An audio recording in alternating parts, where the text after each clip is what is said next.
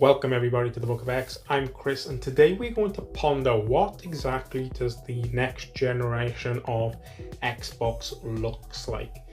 So we've seen many articles over recent years on the the death of Xbox due to its ever-changing strategy, whether that be the launch on the PC, launching games on competing platforms such as PlayStation, as is the case with recent titles such as Hellblade, Indiana Jones, Forza, Gears Reloaded, and so on. But many of these come from a narrow-minded perspective that the PlayStation model is the only right model in the market, whereas Xbox clearly have eye on a larger picture here. Now, granted, a lot of this stems from the complete catastrophe that was the Xbox One launch. Taking out of that picture some fantastic games that came with that launch, the entire messaging around that console was just a bit too ahead of its time. But what we're seeing now is Xbox going down a strategy whereby they're moving beyond the box and not necessarily just getting rid of Xbox. If anything, I feel like they're doubling down on Xbox more. It's just they are changing the meaning behind what an Xbox is. No longer is the Xbox this set-top box, or only a set-top box that sits underneath your TV.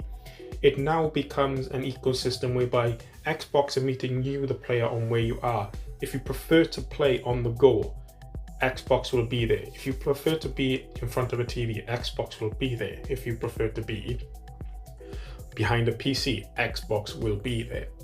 And I think we're going to shift towards a model whereby next gen Xbox launches with Sarah Barnes stated the biggest advancement in technology they've seen within regards to the console. And I think a lot of this resides around what the actual box is.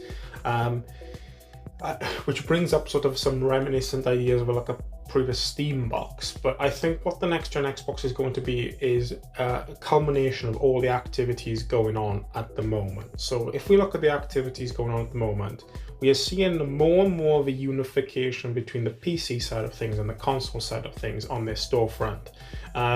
We are seeing Xbox titles appear on the PC, sometimes disappearing, and that clearly there is work going on in the background. But between that, the Xbox Play Anywhere initiative and so on, the end goal here is that Xbox wants you to purchase a copy of a game, potentially just once, and you have access to everywhere, or you become a Game Pass subscriber and you can play your games, whether it be on PC, whether it be on console, whether it be on cloud. You have that one access with everything stored in the cloud, so you can just pick back up where you left off. I've done this plenty of times myself between playing games. I could be playing on the console, next thing I know I can pick it up on the ROG Ally, pick up exactly where you left off on your console. But what I see them going down the road of is that those stores essentially get unified, and what ultimately comes out is a Xbox operating system that will be launched across consoles, across mobile fronts, and across PCs, of course tailored towards the device you are on. But the idea that you log into your profile and you have access to your entire library. Now, granted, every single one of these runs off different setups. The architecture used on the PC is different to the console, which is different to a mobile. But that's where everything comes into play through what I believe will be the realm of how do they tackle the backwards compatibility, similar to how they've done it with Xbox Original and Xbox 360 through emulation. And I believe the next Xbox is going to run on essentially a curated PC architecture, so that going forward, all new games launching for Xbox PC/console are the same copy that you would purchase. There is no differentiator then between console version and PC version. It is one single version. What does this mean for your backwards compatible library? It all runs through emulation, so all your Xbox One, all your Xbox Series X games will run through a hypervisor on your machine in the same way as they currently do, not just for Xbox 360 and Xbox One, but also what they've been doing with the Quick Resume, which is essentially storing your game in a frozen hypervisor state. Now that is one way they're going to sort of bring your libraries together. But what it will do is, by going to the sort of PC style model, it will then, as we've seen with the rumors, open up the branches to Steam. But it's not just Steam then. It can go with the good old games, the Epic Store, the Ubisoft Store, and so on. And what you'll have is this all-in-one set-top box, plus with Microsoft sort of co-pilot initiatives to do a massive advancement whereby you've got the console experience in the PC form. And that will put them directly in competition then with SteamOS. But where Microsoft has that edge on them is that because this will be Windows based, all Windows machines, laptops now will have immediate access to this tooling. So everybody around the globe will suddenly have access to Xbox. And Phil Spencer spoke in the past about the initiative to reach 3 billion gamers, which many people laughed at because they looked at it through purely lens of Xbox as a console. But now we're seeing that they want to meet them on all different avenues. Xbox are already at 500 million monthly active users between the likes of Minecraft, Candy Crush, Solitaire, and all their console games, Call of Duty and so on.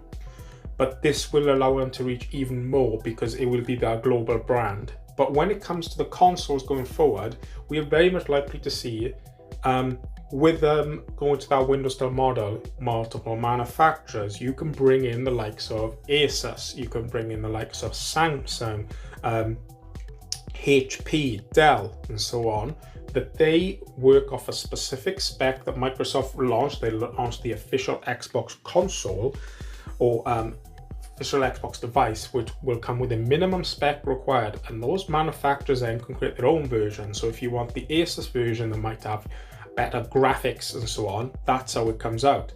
And then going forward then, I see them going down the mobile route of seeing instead of seeing brand new generations, because they're going to be doing this forward and backward compatibility of everything runs on the box. You will no longer see the brand new generation start from scratch. It will be very much likely every year there will be iterations similar to the mobile market. So each year you get one that comes with a slightly better processor, or slightly better graphics card, or slightly better camera on a phone. Well, that model will apply to the console market and allow then game makers to create their games in a similar fashion how they spec things out for PC at present. Then all this comes down to then is there will just be one wrapper that surrounds it, which will just be the Xbox. You still have access to your party chat, you still have access to your achievements and your libraries and all that, but you'll be able to launch it when you launch the Xbox on your PC, on your TV, on your console, on your mobile, it is all one controlled wrapper that you have access to everything to. I believe that is Microsoft's end goal vision of what they want to achieve, and I think this is going to come at the start of the next generation, whereby Microsoft will truly change the game in stating that we are no longer just focusing on one particular avenue. Our focus is on, we will create whatever device you want, we will create that device for you. And then as long as you keep buying our products by being invested in Game Pass, and that is our future business model. And we're already seeing the rewards of things like Game Pass at the moment. With Game Pass has been on a monstrous streak the last 2 months. And if Microsoft can continue that momentum, it will basically mean that Xbox is an opportunity you just cannot pass up, whether you're a game maker or just a fan of purchasing games in the future. You'll be at a position whereby they might be on PlayStation, they might be on Nintendo, they might be on Steam, but they look over at Xbox and go, but that's an offer I can't refuse because the value is too good. So let me know your thoughts in the comments on what you think the future of Xbox does look like. Do you agree? Do you disagree? Please let me know. But if you enjoyed this video today, guys, please hit the like button, and if you haven't already, please do subscribe, and I'll catch you on the other side.